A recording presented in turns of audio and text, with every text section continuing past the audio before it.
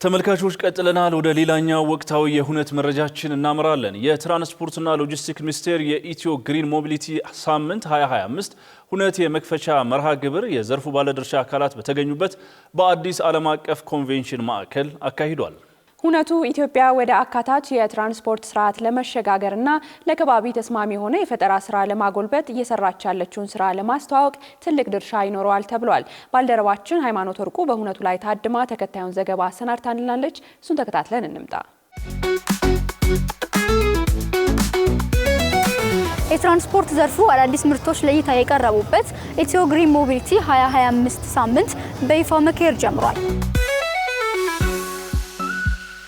ካርበን ልቀትን ለመቀነስ እና ንጹህ የትራንስፖርት ስርዓቶችን ለማስፈን ለውጥ አስፈላጊ ነው።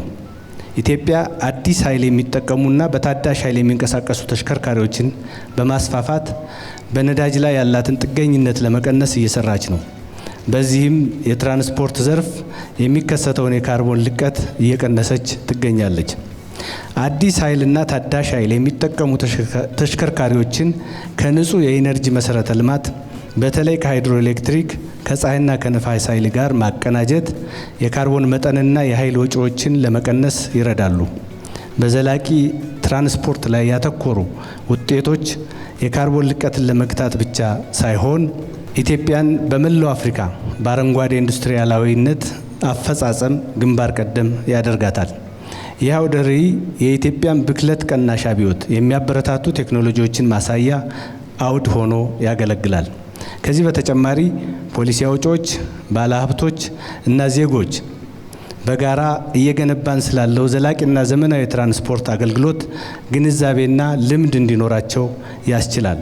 የዓለም የአየር ንብረት ለውጥ ተጽዕኖ በጨመረበትና የነዳጅ ዋጋ በዓለም ገበያ እየናረ በመጣበት በዚህ ወቅት ወደ አረንጓዴ ትራንስፖርት መሸጋገር ለኢትዮጵያ ምርጫ ሳይሆን ግዴታ ነው። መንግስታችን የትራንስፖርትና ሎጂስቲክስ ዘርፉን ለማዘመንና አካባቢን የማይበክል ለማድረግ ባወጣው ስትራቴጂ መሰረት ባለፉት ጥቂት ዓመታት አመርቂ ውጤቶች ተመዝግበዋል። የባቡር ትራንስፖርታችን የታዳሽ ኃይል ተጠቃሚ እንዲሆን መደረጉ፣ አሮጌ ተሽከርካሪዎች ወደ ሀገራችን እንዳይገቡ መከልከሉ፣ በተለይም ሀገራችን ኢትዮጵያን ከዓለም ሀገራት ግንባር ቀደም ሀገር ያደረጋት የኤሌክትሪክ ተሽከርካሪዎች ወደ ሀገር ውስጥ እንዲገቡ የተሰጠው ቆራጥ የፖሊሲ እርምጃ፣ የኮሪደር ልማት፣ የብዙሃን ትራንስፖርትን ለማስፋፋት እየተሰራ ያለው ስራና በቅርቡ ሀገራችን ውስጥ የጋዝ ምርት መመረቱን ተከትሎ በንጽጽር ዝቅተኛ የካርቦን ልቀት ያለውን ጋዝ ለህዝብ ማመላለሻ አውቶቡሶችና ለከባድ የጭነት ተሽከርካሪዎች ጥቅም ላይ እንዲውል የተወሰነው ውሳኔ ለአረንጓዴ ትራንስፖርት መሰረት የጣሉ ዋና ዋና ተግባራት ናቸው። ዛሬ የምናስጀምረው ይህ የአረንጓዴ ሞቢሊቲ ኤግዚቢሽንና ፎረም ሶስት ዋና ዋና ዓላማዎች የሰነቀ ነው። አንደኛው ግንዛቤ መፍጠር ነው። ሀገራችን የኤሌክትሪክ ተሽከርካሪዎች ያላቸውን ኢኮኖሚያዊና ከአካባቢያዊ ጠቀሜታ በቅርበት እንዲረዳ ማድረግ። ሁለተኛ ኢንቨስትመንትን ማበረታታት፣ የግል ባለሀብቱ በኃይል መሙያ ጣቢያዎች በጥገናና በተሽከርካሪ ገጣጣሚ ፋብሪካዎች ላይ በስፋት እንዲሳተፍ ጥሪ ማቅረብ ነው። ሶስተኛ የቴክኖሎጂ ትስስር፣ በዘርፉ ያሉ ዓለም አቀፍ ተሞክሮችን ከሀገራችን ተጨባጭ ሁኔታ ጋር በማቀናጀት ቀጣይነት ያለው የትራንስፖርት ስርጭት መዘርጋት።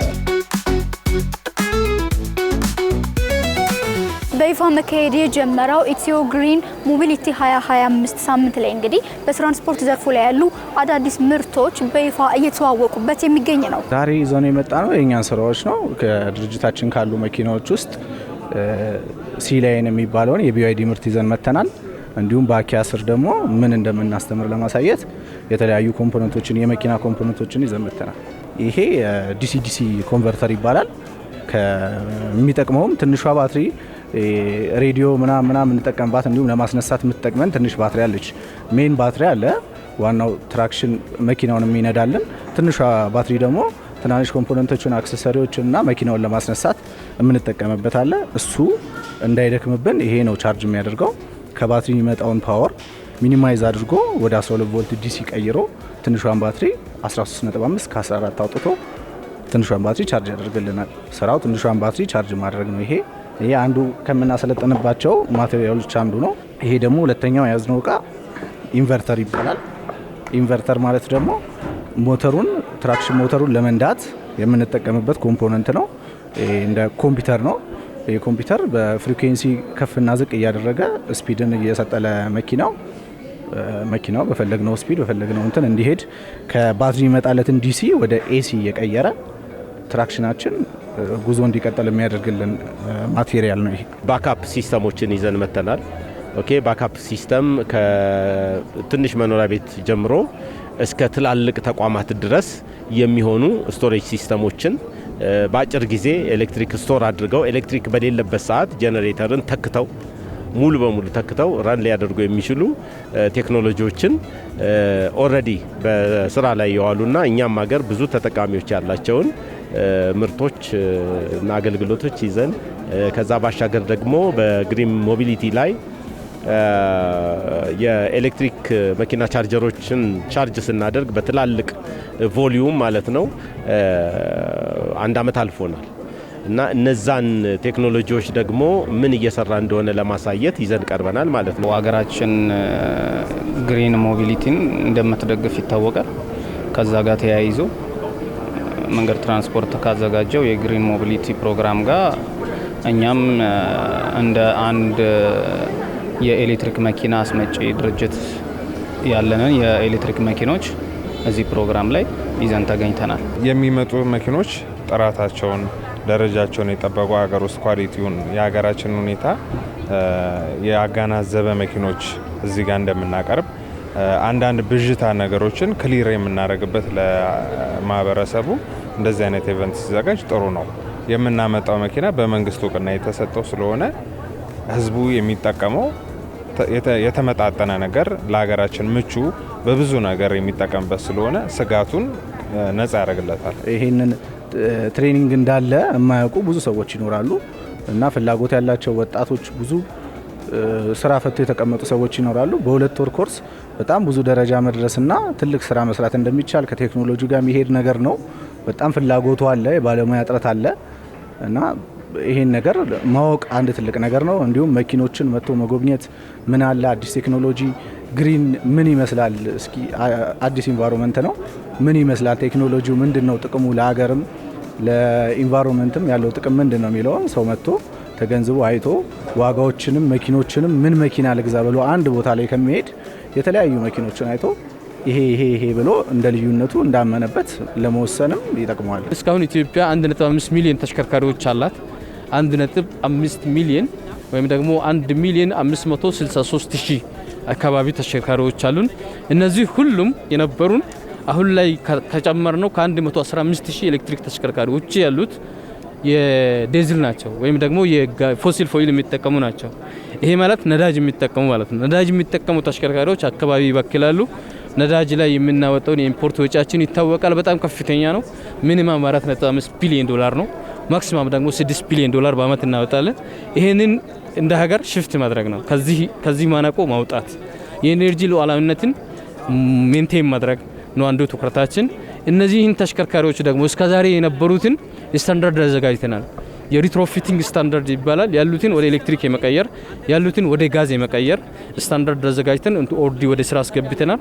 አሁን የላይሰንሲንግ እና ወደ ኦፕሬሽን የሚገቡ አካላትን ፍቃድ የምንሰጥበትን የአደረጃጀት ነው የአሰራር መመሪያ ወይም ደግሞ ኢምፕሊሜንቴሽን ዳይሬክቲቭስ የምንለውን ላውንች እያደረገን ያለንበት ጊዜ ላይ ሆነን ነው። ይሄን ላውንች እያደረግን ያለ ነው። ኦልሬዲ የቀየሩም አሉ።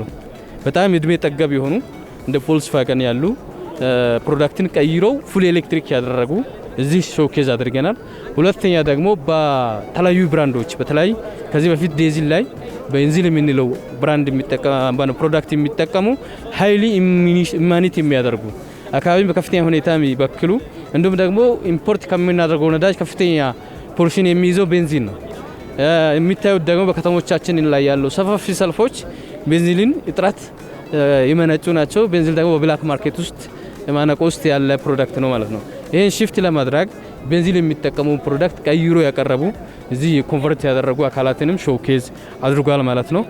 ይሄ ብቻ አይደለም፣ ሁሉንም ያሉን ተሽከርካሪዎች እድሜ ጠገብ የሆኑ ከፍተኛ ነዳጅ የሚጠቀሙ ከፍተኛ የጥገና ወጪ የሚጠይቁ እንዲሁም ደግሞ የኢንጂን አቅማቸውን ከፍተኛ የሆነ አካባቢ ቢበክሉ ተሽከርካሪዎችን ወደ ታዳሽ ኃይል ኮንቨርት እናደርጋለን ወይም ደግሞ እንቀይራቸዋለን ማለት ነው። አንዱ እሱ ነው። በ2030 ላይ ኢትዮጵያ ከ500 ሺህ በላይ ኤሌክትሪክ ተሽከርካሪዎች ይኖሯታል። ይሄን እቅድ ይዘን እየሰራን ነው ያለነው። ተመልካቾቻችን በዛሬው ኢትዮ ቢዝነስ ቆይታችን እንግዲህ በይፋ እየተካሄደ ስላለው ኢትዮ ግሪን ሞቢሊቲ 2025 ሳምንት ነበር ያስመለከትናችሁ። ወደ ስቱዲዮ እንመለስ። ተመልካቾቻችን በዛሬው የኢትዮ ቢዝነስ ቆይታችን በአጫጭር የዳሽን ባንክ ሪፖርት እንዲሁም 17 አግሮ ኢንዱስትሪዎች ጥናትን በተመለከተና ለወጣቶችና ሴቶች የፋይናንስ አቅርቦት መረጃን ተመለከተን። በዝርዝርና በሁነት መረጃችን ደግሞ በአዲስ አበባ ዩኒቨርሲቲ ስለተዘጋጀው ከንድፈ ሐሳብ ወደ ተግባር ስለተሰኘው ውይይት ስለ ሁለተኛው ኢትዮ ግሪን ሞቢሊቲ ሳምንትን በሚመለከት ወደ እናንተ አደረስን። እነዚህና ሌሎች ጉዳዮችን ያካተትንበት ኢትዮ ቢዝነስ መርሃ ግብራችን ይህን ይመስል ነበረ። ሳምንት እስከምንገናኝ ጤና ይስጥልን።